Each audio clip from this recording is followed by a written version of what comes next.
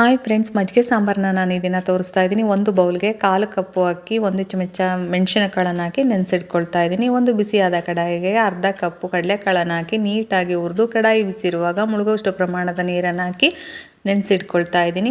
ಒಂದು ಮಿಕ್ಸಿ ಜಾರಿಗೆ ನೆನೆಸಿದಂಥ ಅಕ್ಕಿ, ಮೆಣಸಿನಕಾಳು, 1 ಚಮಚ ಜೀರಿಗೆ, ಅರ್ಧ ಚಮಚ ಧನಿಯಾ, 3 ಮೆಣಸಿನಕಾಯಿ, 1 ಬೆಳ್ಳುಳ್ಳಿ, 1 ಏಲಕ್ಕಿ, ಸ್ವಲ್ಪ ಪ್ರಮಾಣದ ನೀರನ್ನು ಹಾಕಿ ಸಣ್ಣದಾಗಿ ಇದನ್ನು ನಾನು ರುಬ್ಬಿಡ್ಕೊಳ್ತಾ ಇದ್ದೀನಿ. ಒಂದು ಮಡಿಕೆನ ಒಲೆಯ ಮೇಲಿಟ್ಟು 3 ಕಪ್ಪು ಮಜ್ಜಿಗೆ ಮಿಕ್ಸಿ ಮಾಡಿದಂಥ ಮಿಶ್ರಣನ ಹಾಕಿ ನೀಟಾಗಿ ಇದನ್ನು ನಾನು ಮಿಕ್ಸ್ ಮಾಡ್ತಾ ಇದ್ದೀನಿ. ಕೈ ಬಿಡದೆ ಇದನ್ನು ಕೈಯಾಡ್ತಾ ಇರಬೇಕು.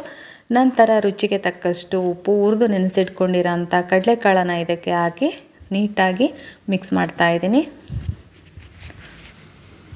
ಮಜ್ಜಿಗೆ ಸಾಂಬಾರು ಒಂದು ಕುದಿ ಬಂದ ನಂತರ ಇದನ್ನು ನಾನು ಸರ್ವಿಂಗ್ ಬೌಲ್ಗೆ ಸರ್ವ್ ಮಾಡ್ತಾ ಇದ್ದೀನಿ. ಮುದ್ದೆ ಮತ್ತು ಬಿಸಿ ಅನ್ನದ ಜೊತೆ ಈ ಸಾಂಬಾರು ತುಂಬ ಚೆನ್ನಾಗಿರುತ್ತೆ. ಇಷ್ಟು ರುಚಿಕರವಾದ ಸಾಂಬಾರು ನಿಮಗೆ ಇಷ್ಟ ಆದರೆ ಪ್ಲೀಸ್ ನನ್ನ ಪೇಜ್ನ ಫಾಲೋ ಮಾಡಿ. Thank you.